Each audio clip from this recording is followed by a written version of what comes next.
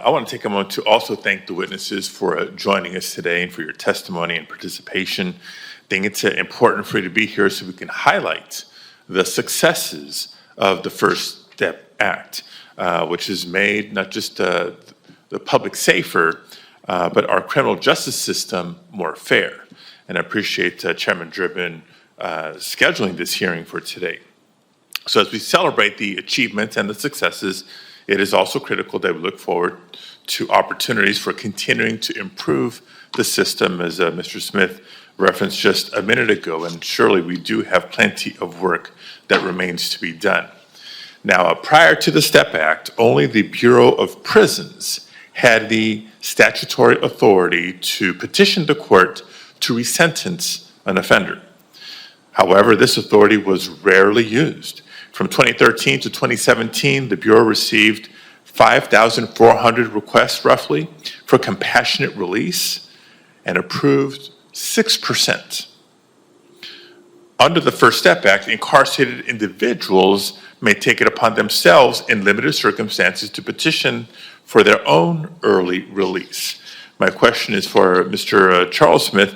Can you describe the impact this policy change has had on incarcerated individuals, them knowing that they now have this option and opportunity? Once again, we need to give incentive for people to change, to be rehabilitated. As Mr. Charles noted to my right, he was given a lot of those opportunities and took advantage of all those opportunities. So I keep saying we need to be strategic, but we do. We have to take a look at what policies promote someone to be rehabilitated and to not reoffend. And we need to get better at that. Under the old system, it was just, hey, I did my time. I'm coming up before the parole board. I didn't do anything wrong, so let me out. And once again, I think the FSA went a long way towards incentivizing a lack of reoffending. And so once again, I just wanted to applaud all the senators that had a hand in enacting this and passing it.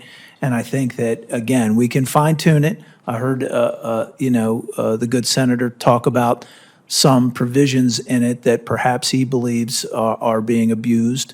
But once again, every piece of legislation is not perfect.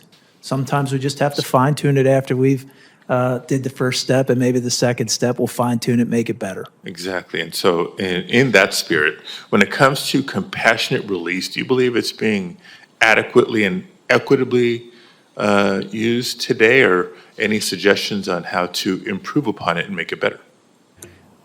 I do have a couple. We do see abuse of the compassionate release program. It's not rampant, but there are people that are trying to take advantage of it, and that's just going to happen with any population, inside of a prison or outside for that matter. But I do believe that there are circumstances that we as prosecutors have consented to the compassionate release, especially with the elderly, especially with the ill. But I guess I would want to see the data points. What is it that's being looked at in terms of compassionate release to assure that those people truly that should be getting it are getting it? Thank you. My next question is going to be for Mr. Charles, but let me preface it with the following. When we discuss these rehabilitation programs and government efforts to create more just sentencing laws, we often talk about individuals who will directly benefit from these programs, these reforms, these improvements, if you will. But there are also substantial benefits when communities see the criminal justice system committed to prioritizing safety and carrying out fair and equal justice. Mr. Charles, how do you believe fair sentencing practices impact communities, not just the individual? Thank you, sir. I definitely do. The fact that I'm just going to go back to the war against drugs, when they were receiving 100-to-1 sentences for crack cocaine versus powder cocaine. A lot of communities of color, I don't just want to say that that disparity is not justified, but it's also racially disparate.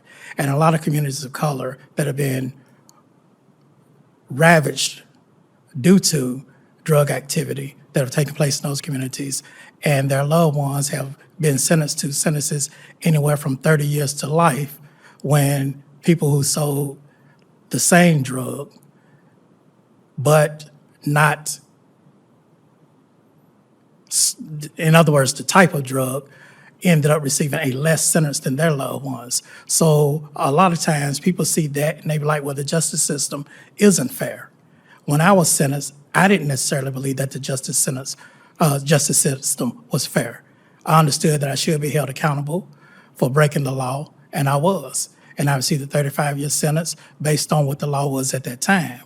But as I review my sentence and reflect on the fact that someone that just sold powder cocaine would have received a sentence 15 years less than what I received, then that's not fair. And communities of color have seen this, and they have seen heavy police force. Now, we believe in policing and preventing crime, but communities of color oftentimes are heavily policed.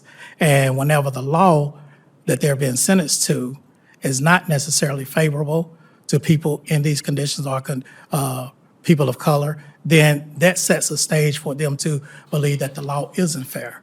So I would say anytime that we can reform laws that are not fair to make them more fair, or repeal those laws, then it's always going to be better for the community. And community is going to be satisfied as far as their loved ones returning home and feel within themselves that the justice system is trying to be fairer. Yeah, that does impact the fundamental public confidence in the justice system, which is important.